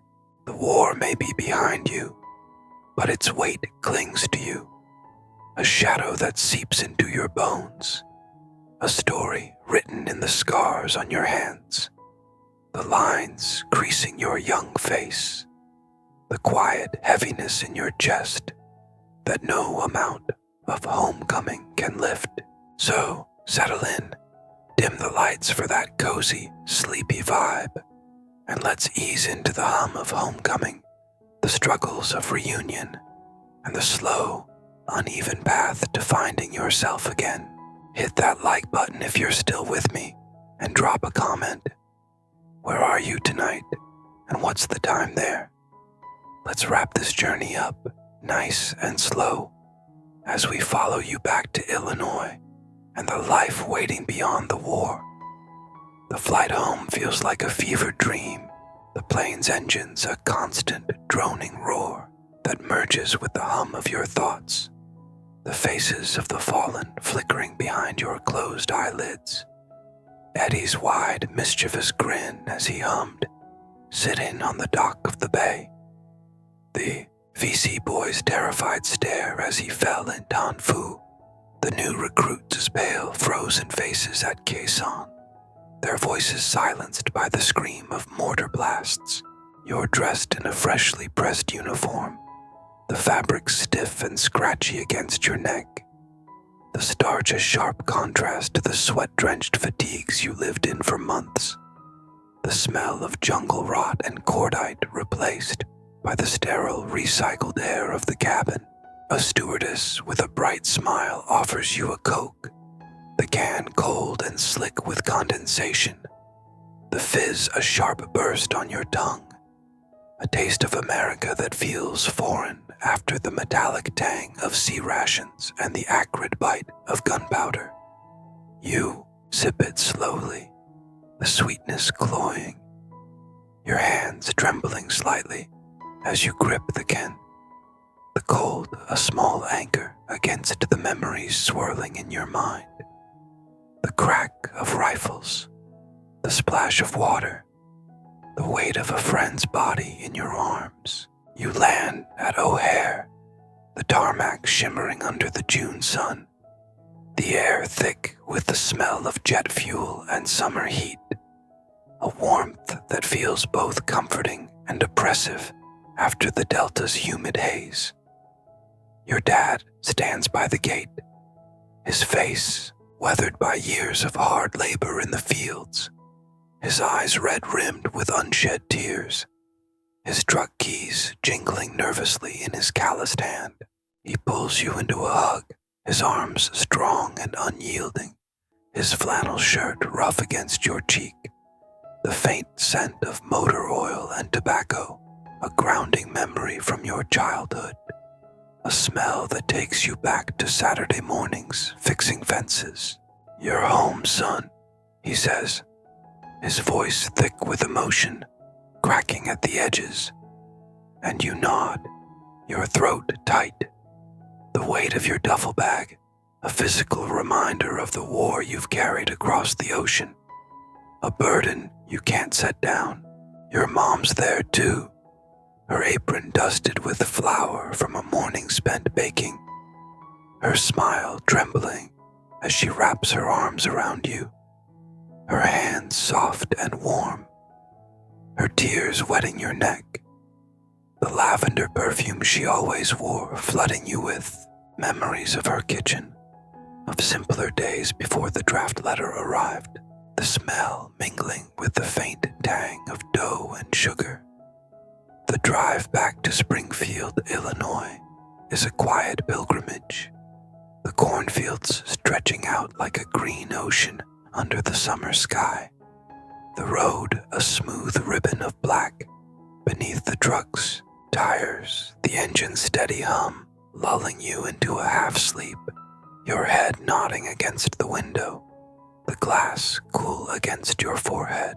Your dad fills the silence with small talk about the farm, the new John Deere tractor he bought last fall, its green paint still bright, the price of grain dropping at the co-op, forcing him to tighten the budget, the cow that calved last week, her calf already stumbling around the barn on wobbly legs, his voice a deep, steady anchor to the life you left behind, a lifeline you cling to as the memories of Vietnam fade in and out, like a radio signal. Your mom hands you a sandwich from a crumpled paper bag, ham and sharp cheddar on soft white bread, a smear of mustard that stings your tongue, the taste a simple comfort that makes your chest ache with nostalgia, a stark contrast to the cold, greasy sea rations you've survived on for months, the bread soft and yielding where the rations were hard and brittle. You chew slowly, the bread sticking to the roof of your mouth, the flavors a memory of summer picnics by the Sangamon River, Jenny's laughter echoing in your ears, her sundress yellow as the sun, the grass green under your bare feet. You pass the old schoolhouse on the edge of town, its red brick faded by time, the playground deserted, the swings creaking faintly in the breeze, the chains rusted at the edges, and you see Annie there in your mind, her pigtails bouncing as she chased you across the grass, her laughter a sound you haven't heard in too long, a sound that feels like a lifetime ago, an innocence lost to the war's shadow. You're home, but it feels surreal. The colors too vivid, the sounds too gentle, the peace too fragile after the Delta's relentless chaos, the constant hum of danger that kept your senses sharp, your nerves frayed, The silence now, a weight you can't shake. That first night, you lie in your old bed, the mattress soft and sagging in the middle, the quilt your grandma stitched warm against your skin. Its patchwork squares a map of your childhood, reds and blues from old shirts, yellows from a faded dress, each stitch a memory of her gnarled hands at work. But the silence is oppressive.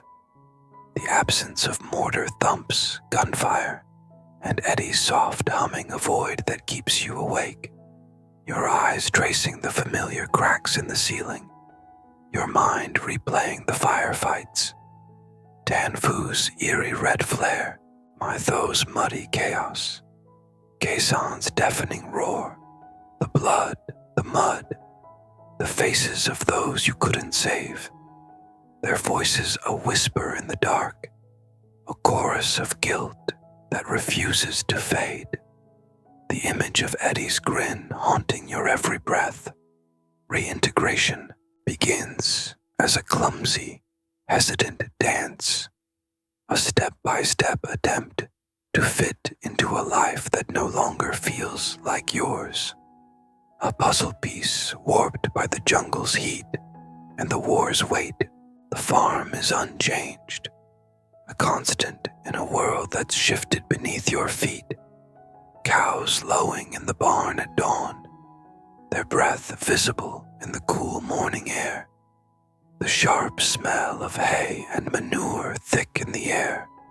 The tractor's rumble a steady beat as it churns through the fields, its metal frame glinting in the sunrise.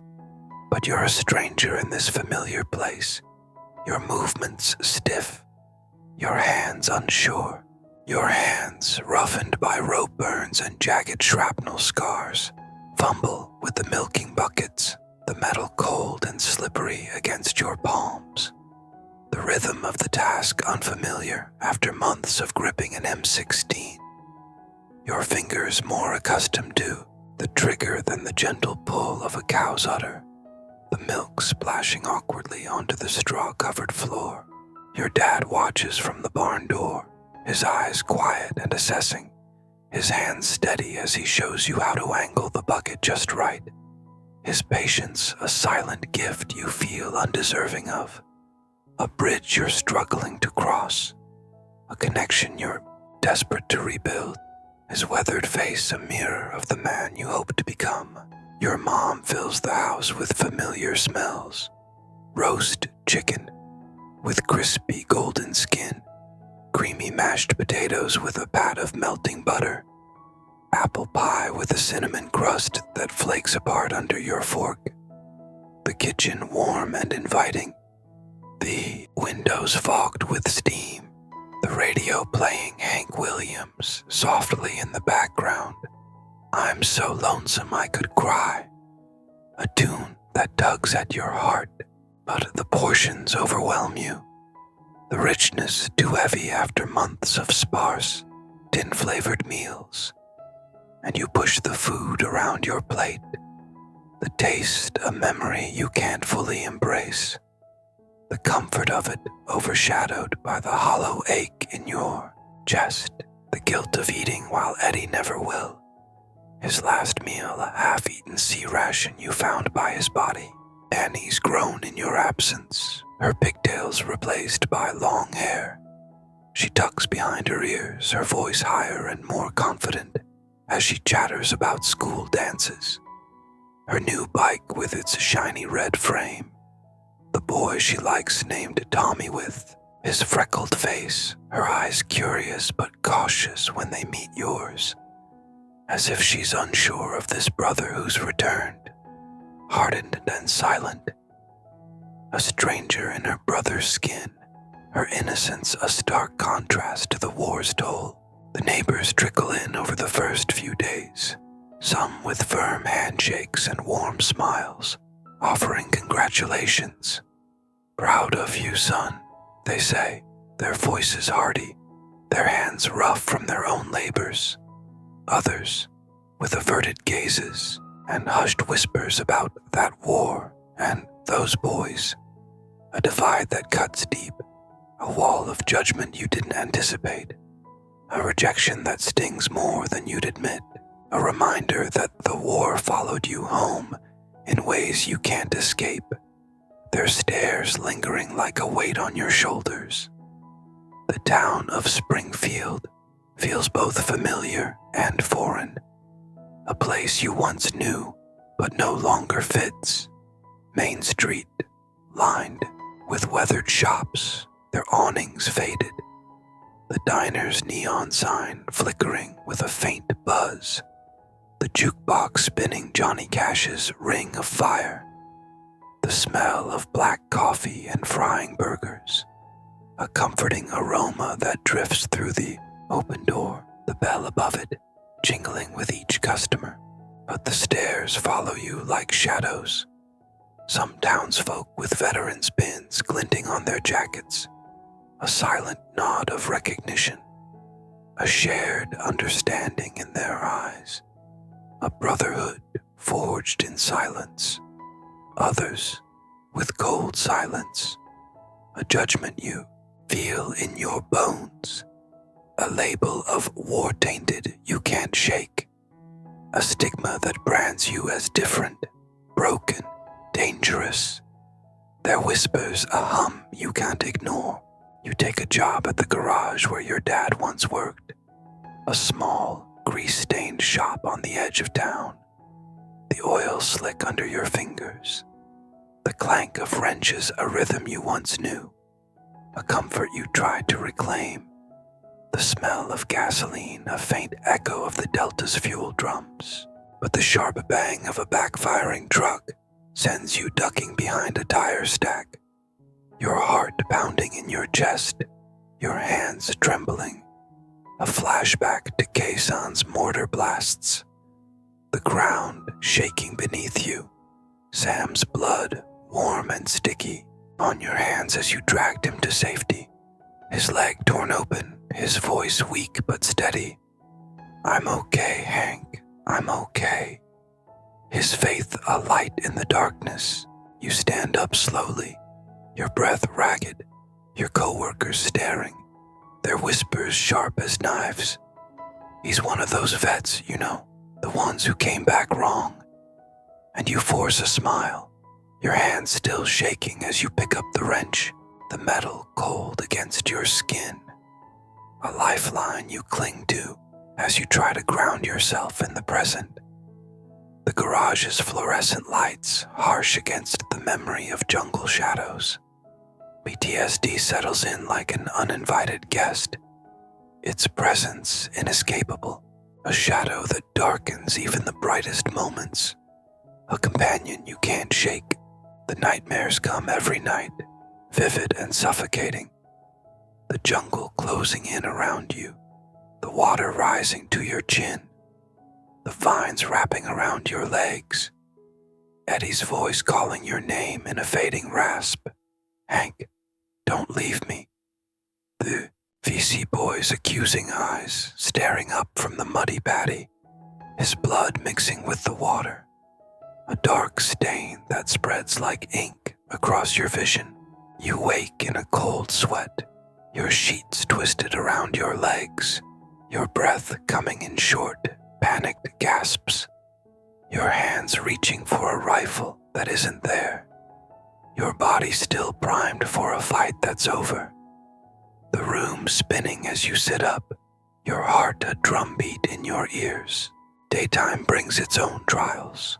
Thunder rumbles like artillery fire, making you flinch and scan the horizon for threats. Your hands clenching the porch railing. A car horn blares on Main Street, sending your pulse racing, your hands clenched into fists, your knees weak. Annie's sudden touch on your shoulder makes you jump, your soldier's reflexes sharp, your nerves raw, a combat instinct you can't switch off, a burden you carry even in the safety of home. Her startled gasp, a reminder of the distance between you. One evening at home, the rain taps against the roof, a sound that mimics the monsoons. and you freeze at the kitchen table, the spoon in your hand trembling, the soup untouched, your mom's voice a distant hum as you relive the Delta's downpour, the water rising, the mud sucking at your boots. You excuse yourself, stepping outside into the rain, letting it wash over you, the cold a shock that pulls you back, your breath steadying as you stand there, the night swallowing your shame.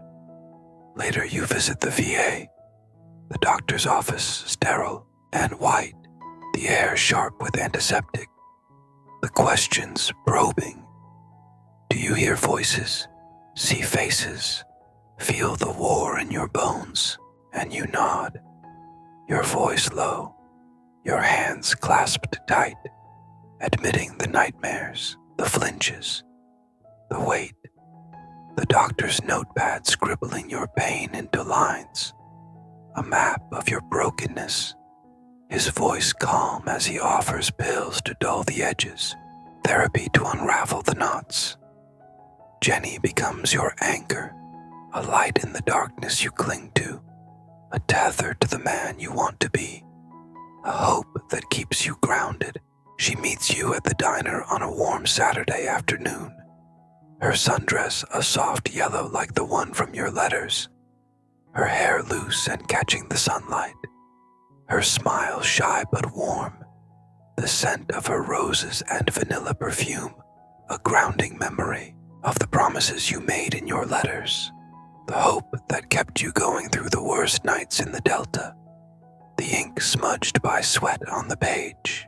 She hugs you, her arms soft and tentative, her cheek brushing yours, and for a moment, the war's weight lifts, the Delta's grip loosening as her presence floods you with the warmth of home, the smell of her hair, a comfort you didn't know you needed. But the reunion is fraught with challenges. Your hands tremble when you hold hers across the scratched Formica table. Your eyes dart to the diner's door, scanning for threats that aren't there.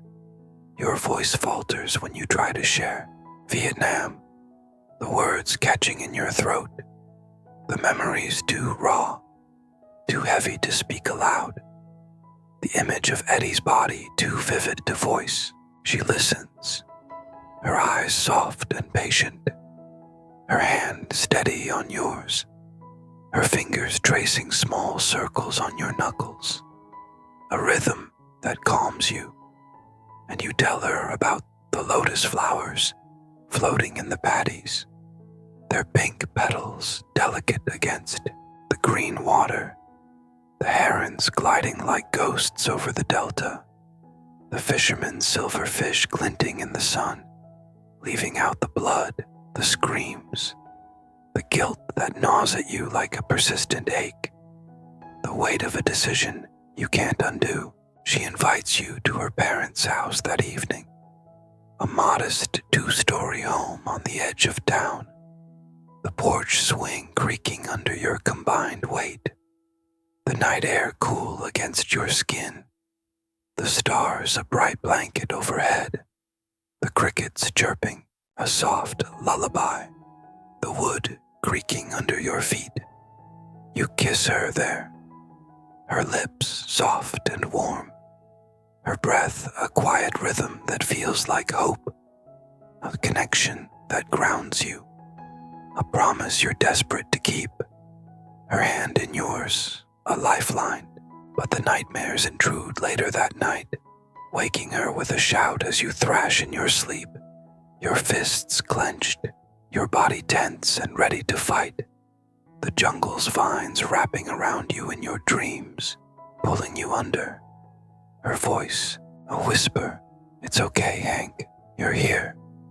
Her touch, a lifeline, her love, a patient thread stitching you back together. A slow healing that feels both fragile and profound. Her presence a beacon in the dark. You seek ways to cope, a soldier learning to navigate this new battlefield of peace. A war of the mind that's harder to fight than any VC ambush, a struggle you face alone until you find allies. Sam's letters arrive from Georgia every few weeks, his handwriting steady despite his healing leg, his words full of faith, psalms about strength and redemption, verses like, "The Lord is my shepherd, I shall not want," a hymn you read aloud in the quiet of your room, the words, a balm against the pain, a reminder of the friend who stood with you at Kiesan, his calm voice a steady anchor in the chaos, his prayers a bridge across the miles. You start running, the cornfields stretching out like an endless track, the wind cool and sharp against your face, the rhythm of your steps a release, a way to burn off the tension, the fear, the memories that cling like mud, your boots pounding the earth, your breath a steady cadence, the ache in your legs, a welcome distraction from the ache in your heart, the horizon, a promise of distance from the past. At the dinner, you meet Tom, an older vet with tired eyes and scarred hands. His stories of Korea a mirror to yours. Frozen trenches, lost buddies, the same hollow ache, the same sleepless nights. And his quiet nod becomes a brotherhood, a connection that eases the loneliness, a shared silence that speaks volumes, a reminder that you're not alone in this struggle. His coffee-stained hands a testament to years of survival. Your dad brings home an old hunting rifle to clean, a task he knows will ground you, the metal cool and familiar under your hands, the oil a comforting scent, a ritual that steadies your trembling fingers, a piece of Vietnam you can control, a piece you can master, the routine, a small victory in a day filled with battles, the click of the bolt, a sound that soothes. Your mom tucks lavender sachets under your pillow, the scent, a soft anchor, a reminder of her love, a gentle ward against the nightmares that still haunt your sleep. Her quiet care, a constant in the storm of your recovery. Her footsteps soft on the stairs as she checks on you. The seasons turn slowly. Summer fades to fall, the cornfields turning golden under a crisp blue sky, the leaves crunching under your boots as you walk the fields, the air carrying the scent of harvest, of earthen apples and wood smoke, the barn silhouette dark against the sunset. You and Jenny grow closer, her laughter a bright note in your days, her patience a gift that steadies you, her love a bridge you cross with shaky steps, a connection that deepens with every shared moment, her presence a light in your darkest hours. One evening, you take her to the county fair, the air alive with the sound of carnival music, the Calliope's tune weaving through the crowd, the smell of cotton candy and fried donuts, the lights of the Ferris wheel spinning against the dusk, the hum of voices a comforting chaos. You win her a stuffed bear at a ring toss game, your aim steady despite the tremor in your hands, the rings clinking against the bottles, and she laughs, her eyes bright, her hand warm in yours as you share a caramel apple, the sweetness sticky on your fingers, a moment of normalcy that feels like a triumph, the fair's lights reflecting in her smile, but the challenges persist. A firecracker pops near the midway, the sharp crack sending you diving behind a hay bale, your heart racing, your breath shallow, Jenny's voice a distant echo as she kneels beside you, her hands gentle. "Hank, it's just a firecracker. You're okay." Her touch grounding you as the world steadies. the shame burning in your chest fading under her gaze. You visit the VA in late fall, the doctor's office sterile and white, the air sharp with antiseptic, the questions probing. Do you hear voices, see faces, feel the war in your bones? And you nod, your voice low, your hands clasped tight, admitting the nightmares, the flinches, the weight, the doctor's notepad scribbling your pain into lines, a map of your brokenness. His voice calm as he offers pills to dull the edges, therapy to unravel the knots. You try. A group meeting with other vets, the room dim and smelling of stale coffee. Their eyes haunted, their voices raw with the stories of jungle and desert, of loss and survival.